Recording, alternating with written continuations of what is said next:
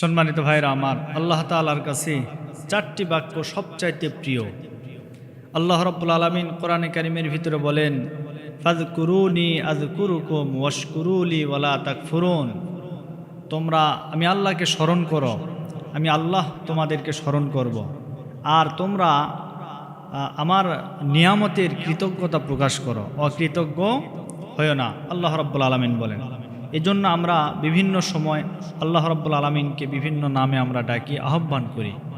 আল্লাহর কাছে সবচাইতে চারটি বাক্য সবচাইতে প্রিয়। এই চারটি বাক্য ধরে আল্লাহ রাব্বুল আলামিন আমাদেরকে ডাকার নির্দেশনা দিয়েছেন। সেই চারটা বাক্য কি? সুবহানাল্লাহ, আলহামদুলিল্লাহ, লা ইলাহা ইল্লাল্লাহু, আল্লাহু আকবার। এই চারটা বাক্য হচ্ছে আল্লাহর কাছে অতি পছন্দনীয় এবং সবচাইতে প্রিয়। আমরা বিভিন্ন সময় বিভিন্ন জিকির করে থাকি। যেমন আমাদের সমাজে জিকির আছে, হু জিকির আছে, কিন্তু আল্লাহ রাব্বুল আলামিন আমাদেরকে যে জিকিরের নির্দেশনা দিলেন, আল্লাহ বলেন, ফাযকুরুনি আযকুরুকুম ওয়াশকুরুলি ওয়ালা তাকফুরুন।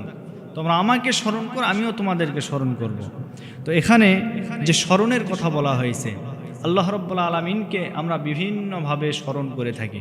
যেমন আল্লাহ বলেন, অন্য আয়াতে কারিমার ভিতরে বলেন, ইয়া আইয়ুহাল্লাযীনা আমানু ইযা নুদিয়া লিস-সালাতি মিন ইয়াউমিল জুমআতি ফাসআউ ইলা যিকিরিল্লাহি ওয়া যারুল বাই'।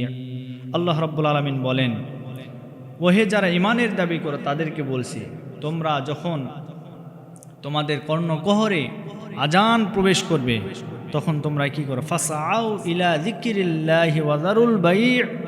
সমস্ত কাজকর্ম বেচা কিনা সব কিছু ফেলে দিয়ে জিকিরের দিকে আহ্বান, জিকিরের দিকে আসো। এখানে জিকির মানে হচ্ছে নামাজ, নামাজের দিকে চলে আসো।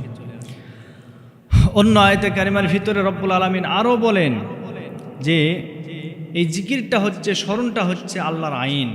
আল্লাহ বলেন, ওমান আ'রাদা আন যিকিরি ফা ইন্না লাহু মাঈশাতান দনকাও ওয়া নাহশুরুহু ইয়াওমাল কিয়ামাতি আ'মা। আল্লাহ বলেন, আমার আইন থেকে যারা বিমুখ হয়ে যায় তাদেরকে, তাদের জীবনটাকে আমি আল্লাহ তাআলা সংকীর্ণ করে দেই এবং কিয়ামতের ময়দানে এই সমস্ত মানুষগুলি অন্ধ হয়ে আমার আদালতে তাদেরকে আমি উত্থিত করব। তাহলে কিয়ামতের ময়দানে এই সমস্ত মানুষগুলি আল্লাহর আদালতে অন্ধ হয়ে দাঁড়াবে। দুনিয়াতে তারা ক্ষতিগ্রস্ত, আখিরাতেও তারা ক্ষতিগ্রস্ত। এজন্য আমাদেরকে আল্লাহর আইন সঠিকভাবে ব্যক্তি জীবন থেকে শুরু করে পারিবারিক, সামাজিক, রাষ্ট্রীয় সকল ক্ষেত্রে আল্লাহর আইনকে আমাদের মানতে হবে। এজন্য এই জিকিরটা আরও বিভিন্ন অর্থে ব্যবহৃত হয়েছে। আল্লাহ রাব্বুল আলামিন বলেন, ইন্না নাহনু নাযালনা যিকরা ওয়া ইন্না লাহু লাহাফিজুন। নিশ্চয় আমি জিকির নাজিল করেছি, নিশ্চয় আমি জিকির অবতীর্ণ করেছি। এখানে জিকির মানে কোরআন, আর এর হেফাজতের দায়িত্ব আমি আল্লাহ তাআলা নিজের হাতে নিয়েছি। সম্মানিত প্রিয় উপস্থিতি, আসুন আমরা আউল ফাউল জিকির বাদ দিয়ে আল্লাহর দেওয়া প্রদত্ত যে বাক্যগুলি আমাদেরকে শেখানো হয়েছে, রাসূল করিম সাল্লাল্লাহু আলাইহি ওয়াসাল্লাম আমাদেরকে যে জিকির করতে নির্দেশনা দিয়েছেন, আমরা সেই জিকিরগুলি করার চেষ্টা করি ইনশাআল্লাহ। তো জিকিরের প্রধানত শব্দগুলি হচ্ছে চারটা: সুবহানাল্লাহ, আলহামদুলিল্লাহ, লা ইলাহা ইল্লাল্লাহু, আল্লাহু আকবার। এই চারটা শব্দ দিয়ে আমাদেরকে অবশ্যই জিকির করতে হবে। আর আল্লাহর কাছে সবচাইতে বেশি প্রিয় হচ্ছে এই চারটা বাক্য। আমাদের সমাজে বিভিন্ন পীর সাহেবের দরবারে বিভিন্ন জিকির দেওয়া হয়।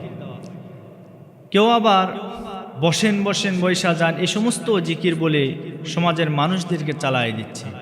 আসলে কোরআন এবং সুন্নাহ অনুযায়ী যে কাজ করা যাবে না, বর্জনীয়, আমার নবীজি যেটা নিষেধ করেছেন ওটা আমাদের সকলের জন্য বর্জনীয়, কখনো করা যাবে না।